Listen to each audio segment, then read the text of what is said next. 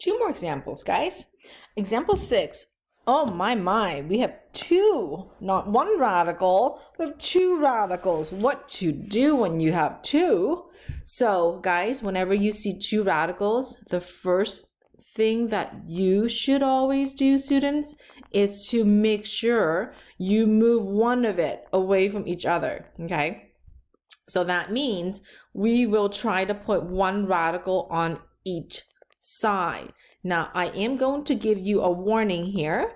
This problem will be slightly longer than the first 5 examples that we did, but we are going to do the same exact steps, okay? We are going to undo the radical, or try to, by squaring both sides. At least now the left side has no more radicals, but the right side, we can't really undo it immediately because it has a quantity, but we square it. So what's going to happen is we are going to write it out twice and FOIL. Yep, you heard me right. FOIL. We are going to FOIL this radical. So -3 times -3 is +9. -3 times that big radical is -3 times that big radical. In this case, is a big radical of x plus 35. In the middle, -3 times the radical of x plus 35. We will have to combine that in a little bit. A big rat times another big rat. Not a rat, not R-A-T, but big rad. So guys, normally two identical radicals multiplied together, the radical will disappear because it's a square root and two identical items, okay? So let's try to combine some like term, students. So to the 9 minus these two will be combined. So this would be 6 times rad x plus 35, and then drop down the x and drop down the 35. I'm gonna need a bit more space, so let's go over here. So from here, we are going to see if we can combine 9 and 35.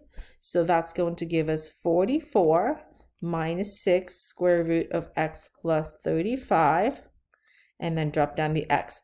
Now, as you can see, we went from two radical, students, to now 1.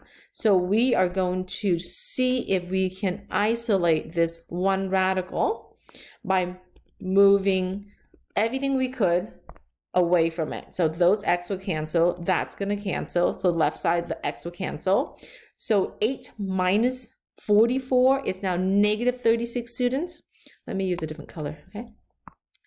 -36 equals -6 times square root of x plus 35. Similarly, again, we are going to isolate, okay, the radical. So that's going to give us 6 equals now square root of x plus 35.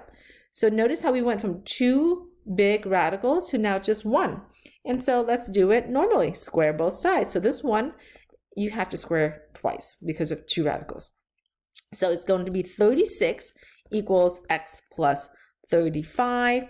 We are going to subtract 35 from both sides, and that will give us an x equals 1. Wow, all of that work, we get x equals 1. Let's do a quick mental math of checking our answer to see if we did it right. So we're going to have 1 plus 8, that's going to be 9, okay? And then minus 1 plus 35, that's square root of 36. Question mark, is it going to give us -3? Well, we have 9, square root of 9, which is 3, square root of 36, which is 6, and then yes, we are going to get -3, which is what we want, okay? -3. -3 equals -3, and so check. Last question of our notes today. As you can see here, it is the rational exponent. So let's rewrite it as your radical, so that's the index, and this is x plus 5. This whole thing has a quantity of power of 2 equals 4. So we are going to undo the cube root by taking the cube power, okay, power of 3 to both sides. So this is going to give us x plus 5 squared equals 3 to 3 is the power. So this is going to say 4 times 4 times 4, just like that.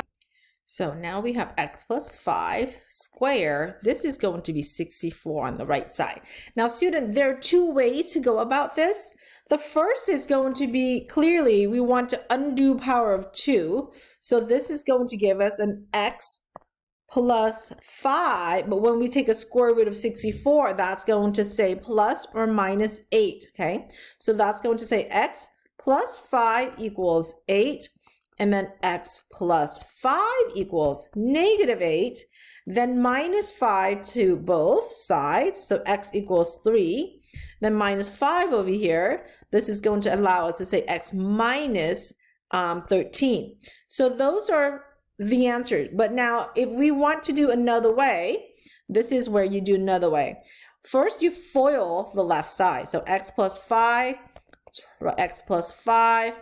equals 64, and then that's x squared plus 5x plus 5x plus 25 equals 64. Then this allows us to say, okay, x squared plus 10x plus 25 equals 64, because we want to factor, so we want to minus 64 from both sides.